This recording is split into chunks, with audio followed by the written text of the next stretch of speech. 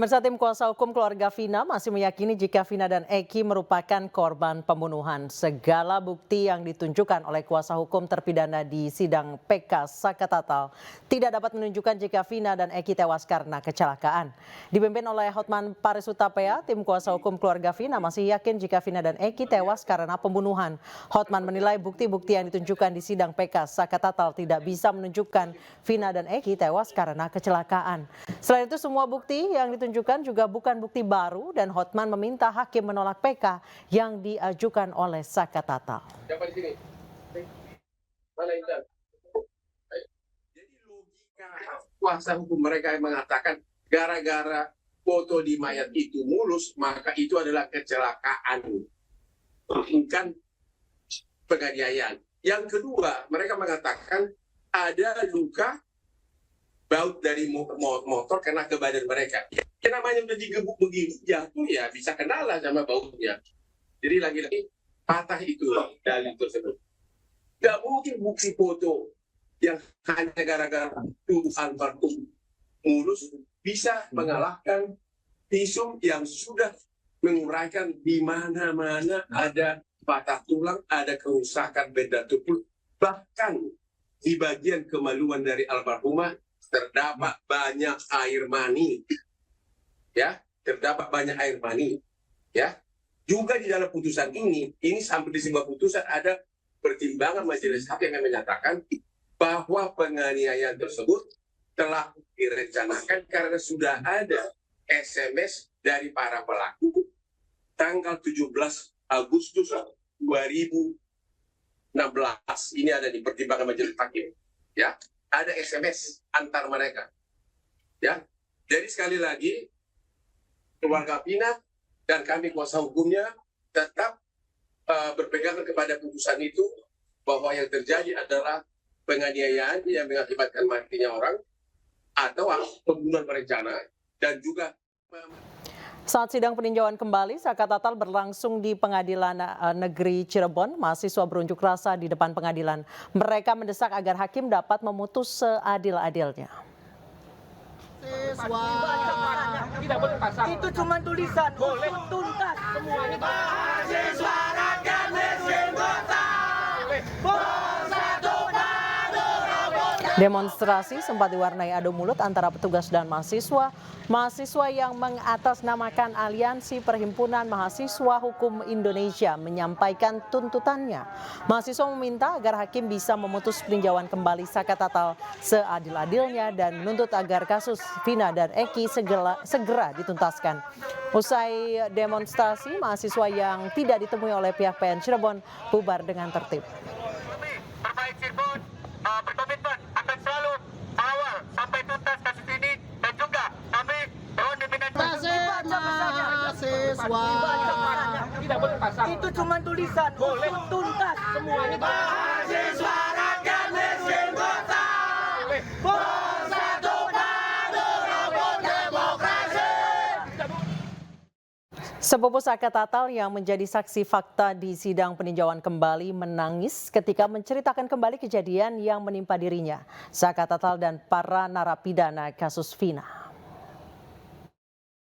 Sakatatal waktu dipukul? Iya. Di berapa kali Sakatatal mengalami penyiksaan? Banyak, sama, banyak. Apa yang disampaikan? Dampak dari pemukulan itu harus mengakui atau apa? Harus mengakui, Pak. Padahal itu nggak tahu. Eka Sandi dipukul juga? Dipukul. Kan sampai remek, Pak, sampai jual jalan aja nggak bisa aja, Pak. Sampai mau masuk ke penjara aja kan sampai pada ngesot, Pak, itu tuh. Udah darah semua, Pak. Udah nggak pada gimana ya, pada nggak kuat lah. Kayak udah binatang bisa tuh, saya tuh udah nyampe sana tuh, Pak. Udah mau nyampe penjara aja saya udah dipukulin sama gembok. Baru mau masuk itu. Habis pukulin gembok saya dinumin air kencing. 1 gelas gede, semuanya harus minum. Habis minum air kencing itu ada polisi yang bawa sendal heger, semua ditabokin. Ya akhirnya sampai remuk, Pak. Ada ancaman kekerasan atau akan dibunuh atau? Ada, masih mending ditembak mati semua aja daripada kamu pada hidup. Ada polisi yang ngomong kayak gitu. Siapa yang paling jahat? Ya itu namanya kenal saya, orang dua itu Pak. Namanya Aris Papua sama Gugun. Aris Papua sama Gugun itu paling kejam, itu yang ngebasem saya, itu yang ngetrum saya Pak. Itu orangnya.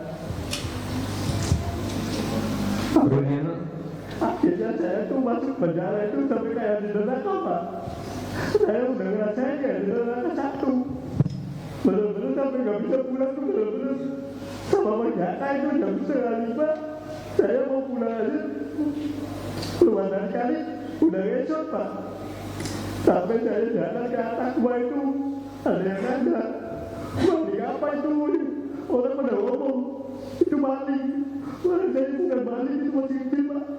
Bukan maling, bukan apa, tapi saya itu maling. Akhirnya 1 bulan saya baru bisa jalan, bisa makan Pak. Semuanya Pak, ngalamin semua. Apalagi di dalam, saya tidak ada fotonya, di dalam masih ada fotonya. Dibilangnya hoax, saya tidak ngerasain sendiri, sakit Pak. Dulu saya bangga Pak, bukan orang muda. Jadi dia udah tahu bilang apa. Ya dulu.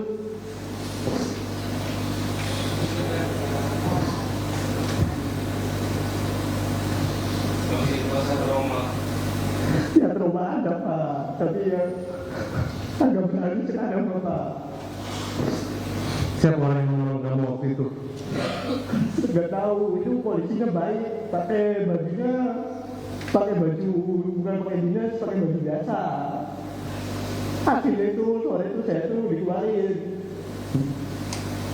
Tapi dikeluarin itu saya masuk lagi ke kanit, dimasukin kanit lagi. Yang lain borgol pada 2, saya 4. Tadi diganti 2 borgol Pak. Namanya kan sama Uci Tato. Uci Tato kan Vivaldi, sayanya Renaldi. Saya yang paling berat sana Pak, pelaku pertama. Bikin kayak gitu. Siapa yang membuat pukulan itu terhenti? Harus Papua sama Gugun Pak. Setelah saya sakit itu dipukul sama orang 2 itu Pak. Apa yang dipikiran kamu waktu dipukul itu? Masih beri mati daripada saya dipukul Pak. Sampai saya pulang ditembak 3 kali. Saya suruh lari, saya udah lari Pak. Saya di depan itu udah lari. Sampai pulang benjut Pak. Gebok aja sama itu. Saya ngerasa apa ya Allah, gak ada keadilan.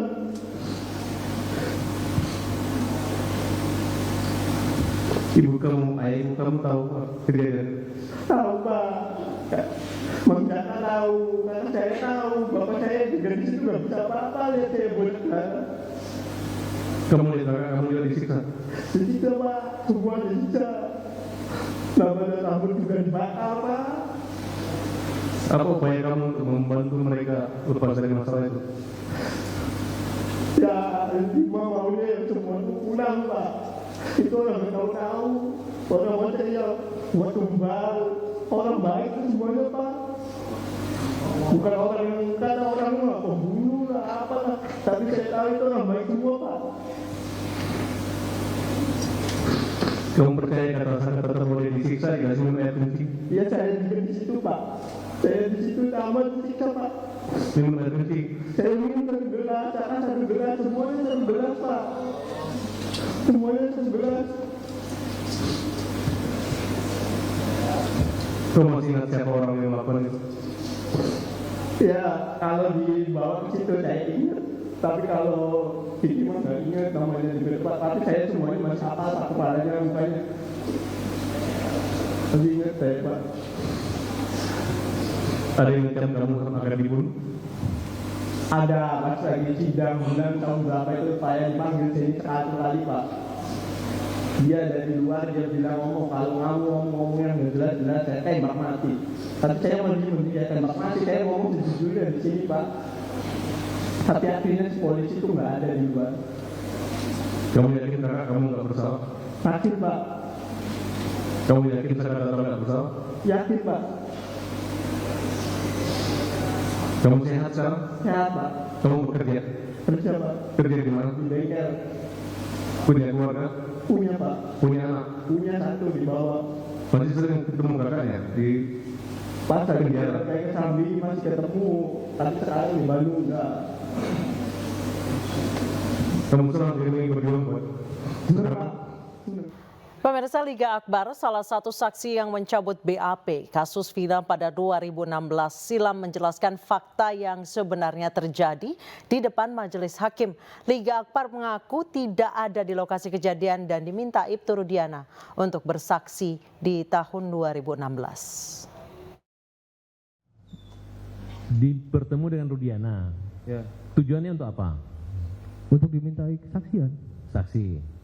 Saudara sudah mencabut laporan atau keterangan saudara baik di pengadilan maupun di BAP, betul? Betul. Tentunya ada penyebabnya kan? Ya, betul. Karena tidak sesuai dengan fakta dan kenyataan, begitu? Ya, betul Pak. Nah, apa yang tidak sesuai fakta dan apa yang faktanya, tolong saudara jelaskan kepada kami di depan yang majelis hakim. Oh, yang faktanya itu emang saya tidak ada di saat kejadian.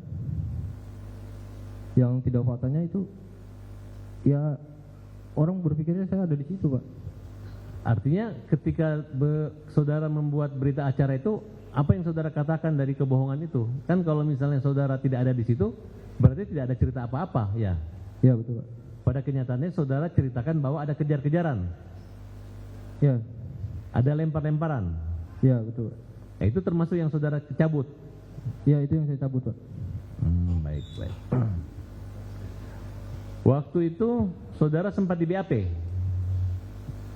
2016 ya di BAP. Siapa yang dampingi waktu itu? Tidak ada sama sekali Pak. Siapa yang mengarahkan isi BAP-nya waktu itu? Sehingga ada cerita bahwa ada kejar-kejaran dan lempar-lemparan. Penyidik Pak. Penyidiknya namanya siapa? Saya lupa. Ada Rudiana waktu itu? Oh, seingat saya tidak bertemu Pak Rudiana di situ, tapi ada teman saya 2 itu dia bertemu katanya. Intinya itu arahan Rudiana. Tidak tahu saya Pak. Ya, maksud Anda, saudara mau mengatakan bahwa ada peristiwa yang tidak sebenarnya terjadi yang Anda alami dan tidak Anda ketahui, kenapa bisa ada tulisan seperti itu di berita acara itu? Awalnya kan saya nggak tahu nih isi BAP para saksi nih Pak. Terus saya dijemput di rumah, tiba-tiba saya diperiksa di kantor. Oh iya aja gitu? Saya menolak Pak. Oh menolak, tapi Menolak. kenapa faktanya ada di tulisan tersebut ataupun di pengadilan? Tetap dipaksa, dia bilang katanya ini nggak usah bohong, kamu ada di situ katanya. Ada ancaman? Ancaman atau teror atau intimidasi? Hanya bilang begitu saja sih Pak. Berarti kamu dalam keadaan terancam dan ketakutan begitu? Pasti Pak. Apa yang membuat moral atau hati kamu sehingga kamu punya niat untuk berkata jujur? Oh, saya tidak mau fitnah Pak. Pasti dosa besar itu Pak. Setelah 8 tahun kamu menyembunyikan fakta itu, berbohong, kemudian menyadari bahwa itu adalah fitnah. Pasti Pak. Kamu nggak tahu bahwa resiko kamu melakukan itu ada resiko ancaman pidananya.